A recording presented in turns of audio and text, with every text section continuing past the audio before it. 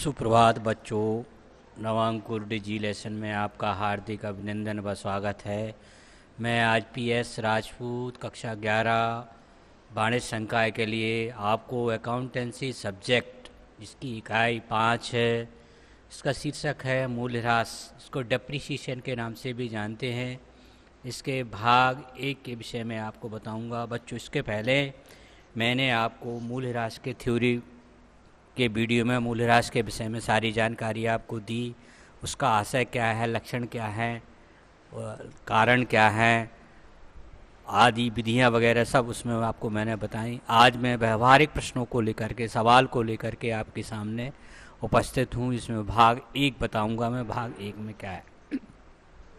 तो बच्चों, मैं आपको एक बार पुनः मूल्यह्रास के विषय में आशय समझा देना चाहता हूँ, आपकी याद ताज़ा कर देना चाहता हूँ ताकि आप उस वीडियो से सीधे सीधे लिंक हो जाएं। जैसे कि बच्चों आप जानते हैं कि व्यापार में अनेक स्थायी संपत्तियां होती हैं, जैसे मशीन, मोटर गाड़ी, फर्नीचर, कंप्यूटर, जनरेटर, पंखा आदि। तो इन सारी संपत्तियों के निरंतर में उपयोग में आने के कारण इनके मूल्य में स्थायी रूप से कमी हो जाती है। तो स्थायी रूप से होने वाली कमी को ही हम बच्चों मूल्यह्रास के नाम से जानते हैं। ये एक तरह का व्यापारिक व्यय है। अकाउंटेंसी के सिद्धांतों के अनुसार, लेखांकन के सिद्धांतों के अनुसार इसको लाभ निकालते समय जैसे अन्य खर्चों को घटाते हैं, वैसे मूल्यह्रास की राशि को भी घटाना अनिवार्य होता है। बहुत सारे कानून, बहुत सारे नियम ये कहते हैं, जैसे कंपनी के लिए कंपनी अधिनियम ये कहता है कि कोई भी कंपनी स्थायी संपत्तियों पर ह्रास घटाए बिना लाभ का वितरण नहीं कर सकती है। आयकर कानून भी बच्चों ये कहता है कि जितने भी व्यवसायिक इकाइयाँ हैं जो आयकर के दायरे में आती हैं, जो आयकर रिटर्न फाइल करती हैं, उनके लिए भी जितनी भी स्थायी संपत्ति हैं, उन सारी संपत्तियों पर पूर्व निर्धारित दर से मूल्यह्रास का आयोजन करना आवश्यक है, मूल्यह्रास का लगाना आवश्यक होता है। इसलिए बच्चों मूल्यह्रास लगाया जाता है। तो मूल्यह्रास एक तरह से स्थायी संपत्तियों के मूल्य में होने वाली कमी होती है। इस कमी को हम धीरे धीरे करके हर साल लाभ हानि खाते में लिखते हैं। स्थायी संपत्ति पर किया गया खर्चा, हम सारा का सारा खर्चा एक साल में लाभ हानि खाते में नहीं लिखते हैं, बल्कि इस पे होने वाले खर्चे को एक परसेंटेज के रूप में हर साल लाभ हानि खाते में लिखते हैं, जिसको मूल्यह्रास के नाम से हम जानते हैं। तो बच्चों यहाँ आइए, अब मैं आपको आगे बताता हूँ। ये आपकी किताब का सवाल क्रमांक 1 है। इसमें कह रहा है कि कपिल ने 1 जनवरी 2016 को एक यंत्र 28,000 रुपये में क्रय किया, जो 5 वर्षों तक प्रयोग किया जा सकता है और इसका अवशेष मूल्य 0 रहेगा। वार्षिक ह्रास की गणना करना है आपको। बच्चों, मैं आपको यहाँ बता देना चाहता हूँ कि मूल्यह्रास की गणना करने की 2 विधियाँ हैं। एक आपकी जो है सूत्र विधि है और एक प्रतिशत विधि है। सूत्र विधि और प्रतिशत विधि में क्या अंतर है, आप देखिए यहाँ दिया है। ये गणना करने के लिए सूत्र विधि से यदि हमें मूल्यह्रास की गणना करना ही होती है तो ये सूत्र लगाया जाता है बच्चों, संपत्ति की कुल लागत। कुल लागत का यह मीनिंग ये होता है बच्चों, जितने मूल्य में हमने संपत्ति खरीदी है प्लस उसके लाने लगाने, अर्थात ये वो संपत्ति जब तक हमारे कार्य योग्य नहीं हो जाती है, अर्थात जिसका हमें स्वामित्व पूर्ण रूप से प्राप्त नहीं हो जाता, तब तक उस पर होने वाला सारा खर्चा उसी के अंतर्गत आता है। उदाहरण के लिए आप मोटरसाइकिल खरीदते हैं बच्चों। जब मोटरसाइकिल खरीदते हैं तो हमें आपको परिवहन विभाग को भी टैक्स के रूप में उसका टैक्स देना होता है, उसका रजिस्ट्रेशन कराना होता है, उसका बीमा कराना होता है। तो वो सारी कीमत हमारी मोटरसाइकिल की कीमत कहलाती है, उसको कुल लागत के नाम से जानेंगे। इसी तरह से यदि बच्चों हमने कोई पुरानी संपत्ति खरीदी है तो पुरानी संपत्ति की कई बार ऐसा होता है उसको हमें थोड़ी बहुत उसकी मरम्मत या लगाने का खर्चा होता है, उस खर्चे को बच्चों हम कुल लागत के नाम से जानते हैं। अब यहाँ बच्चों दूसरी चीज, तो बच्चों इस तरह से आपको समझ में आ गया होगा कि संपत्ति की कुल लागत से मतलब क्या है। केवल खरीदी हुआ मूल्य ही कुल लागत नहीं होगा। जब तक संपत्ति हमारे कार्य योग्य नहीं हो जाती है तब तक उस पर होने वाला सारा का सारा खर्चा उस संपत्ति की कुल लागत मानी जाती है। उदाहरण के लिए एक हमने मशीन खरीदी, मशीन को लाने लगाने का कुछ खर्चा, उसमें स्थापना का व्यय हुआ है, तो वो सारा का सारा खर्चा उसकी कीमत संपत्ति की कुल लागत करेगा। इसमें से बच्चों हम अवशेष मूल्य घटाते हैं। अवशेष मूल्य से मतलब ये होता है बच्चों कि हर संपत्ति का एक अपना जीवन काल होता है और एक निश्चित समय के बाद वो कार्य योग्य नहीं रहती है। जिस दिन हमारी कार्य योग्य नहीं रहती है तो उस दिन बेचने से जो मूल्य प्राप्त होता है उसको अवशेष मूल्य या अवशेष मूल्य के नाम से जानते हैं। इसी तरह से संपत्ति का एक जीवन काल, जैसे अभी मैंने बताया है, तो जो एक्सपर्ट व्यक्ति होते हैं वो बताते हैं कि संपत्ति का अनुमानित जीवन काल इतना रहता है, वो इससे विभाजित करते हैं। तो सूत्र विधि में इस तरह से हम ह्रास की गणना करते हैं कि संपत्ति की कुल लागत में से अवशिष्ट मूल्य घटा देते हैं और संपत्ति का अनुमानित जीवन काल का भाग लगा देते हैं। आप पिछले वाला जो सवाल आप बच्चों यहाँ देख रहे हैं, पहला सवाल क्रमांक पहला है, उसमें संपत्ति की जो लागत दी है वो 28,000 रुपये है और इसका जो कार्य योग्य जीवन काल है 5 वर्ष है और अवशिष्ट मूल्य 0 है। तो मैं 28,000 में से 0 को घटाऊंगा और 5 का भाग लगाऊंगा तो वो आपका 5600 रुपये आएगा। तो इस संपत्ति पर लगने वाला हर साल का ह्रास 5600 रुपये होगा। ऐसे ही प्रतिशत विधि होती है। देखो इस संपत्ति पर मैंने कितना निकाल के देखा है, 5 का भाग लगाया तो देखो कितना आया, 25 बचे 3, 5 का 30 है, 5600 रुपये आपको वार्षिक मूल्यह्रास लगेगा। इस पर देखो इस सूत्र के माध्यम से मैंने इसको निकाला। संपत्ति की कुल लागत 28,000 रुपये, अवशिष्ट मूल्य 0 है, घटाएंगे तो 28 से बचेगा और 5 का भाग लगा देंगे। तो ये बच्चों आपकी सूत्र विधि कहलाती है। तो संपत्ति की कुल लागत में से अवशिष्ट मूल्य को घटा दिया जाता है और संपत्ति के अनुमानित जीवन काल का भाग लगा देते हैं। तो जितनी राशि आती है उतनी राशि हर साल हमें संपत्ति के मूल्य में से घटानी होती है या इतनी राशि हर साल लाभ हानि खाते में ले जाती हैं। तो ये एक उदाहरण से आपका सवाल भी हो गया, सवाल क्रमांक पहला भी हो गया। और ये बच्चों सूत्र विधि कहलाती है और इसको स्थायी पद्धति में लागू करते हैं। ह्रास निकाल गणना करने की 2 विधियाँ, लेकिन ह्रास लगाने की कई विधियाँ हैं। अपने पाठ्यक्रम में 2 ही विधियाँ हैं, एक स्थायी किस्त पद्धति, दूसरी घटती किस्त पद्धति। स्थायी किस्त पद्धति की पहचान होती है कि इसमें संपत्ति की कुल लागत अवशिष्ट मूल्य जीवन काल है। तो बच्चों ये वाली जो विधि है आपकी कौन सी विधि कहलाएगी? आपकी स्थायी किस्त पद्धति कहलाएगी। स्थायी किस्त पद्धति में प्रतिशत विधि से भी ह्रास लगाया जाता है, उसका उदाहरण भी आप देखेंगे, लेकिन घटती किस्त पद्धति में केवल प्रतिशत विधि से ही लगाया जाता है। तो अभी मैं पिछले उसमें 2 गणना की विधियों की बात बच्चों में कर रहा था। तो यहाँ आप देखो दूसरी विधि जो दी है गणना की वो प्रतिशत विधि है। इसमें संपत्ति की कुल लागत गुणित दर, यहाँ दर दी रहेगी बच्चों 5%, 10%, 20%, 25% बटे 100।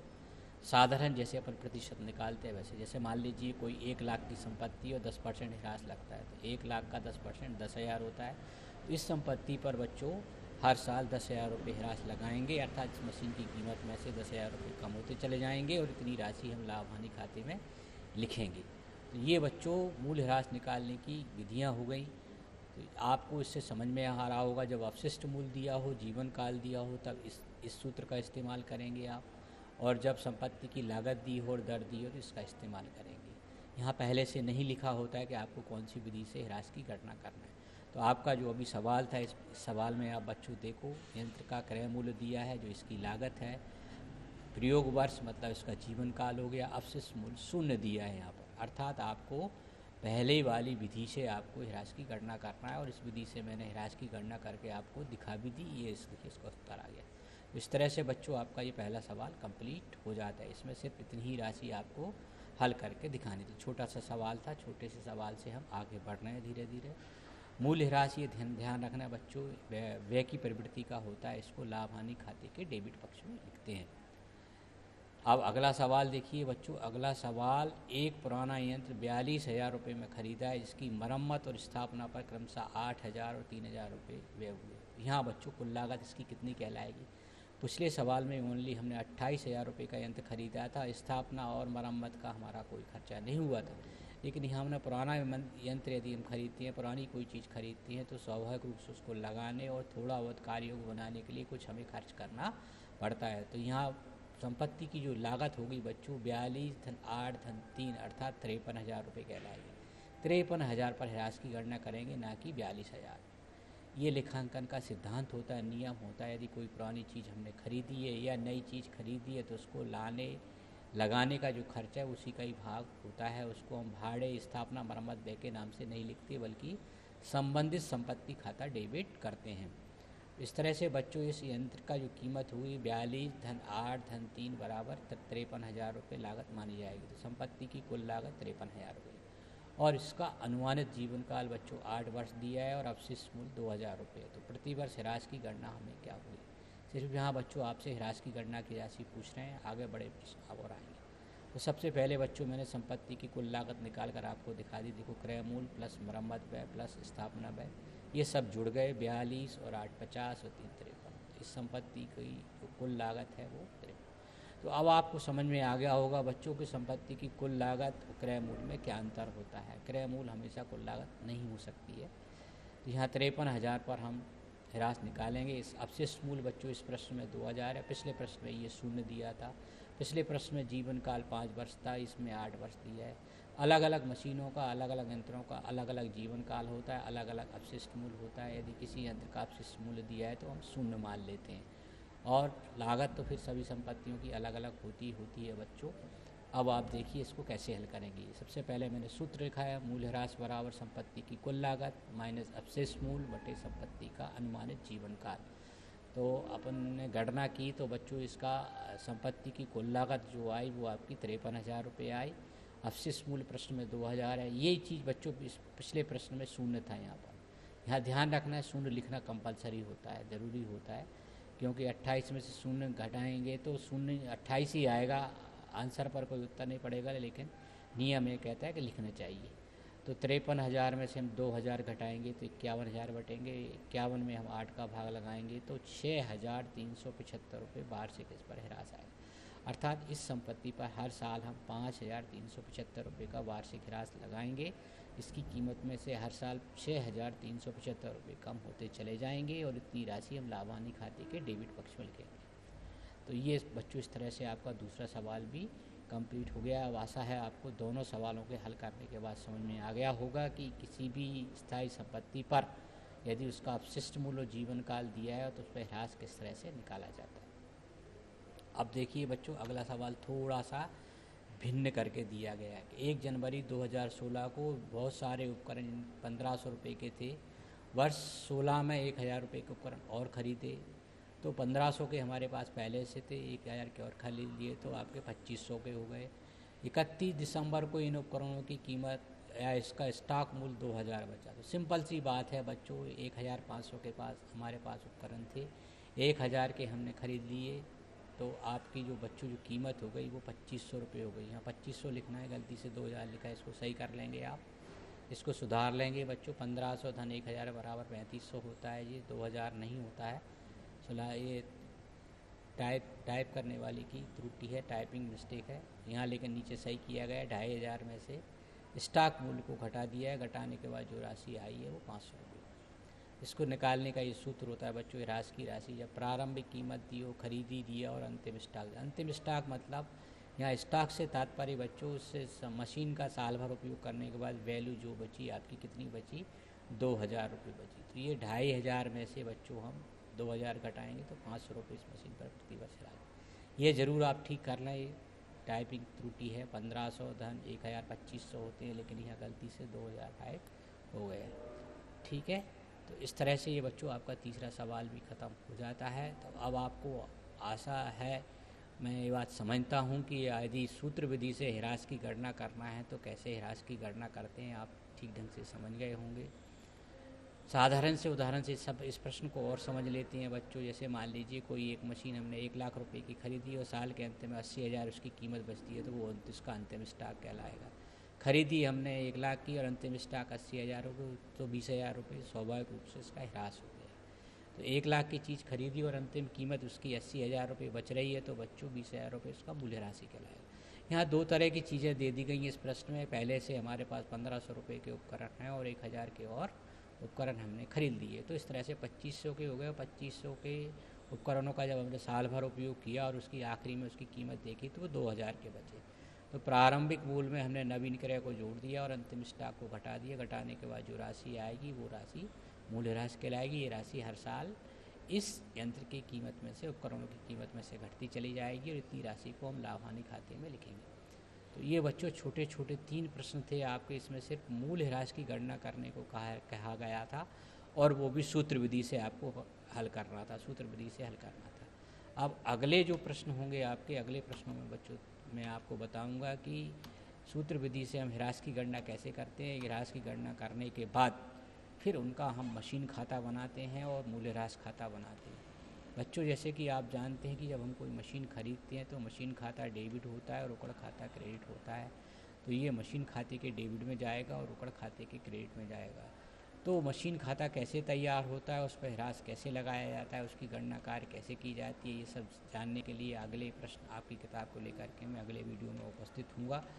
आज के लिए बच्चों इतना ही, अगला वीडियो देखने के लिए इंतज़ार करें। Thank you very much. घर पर रहें, स्वस्थ रहें और इस बात का पूरा ध्यान रखें कि आप ने यदि नवांकुर चैनल को सब्सक्राइब नहीं किया तो सब्सक्राइब कर लें। नवांकुर डिजी लेसन को आपने डाउनलोड नहीं किया तो डाउनलोड करें और वीडियो को आप लाइक करना ना भूलें।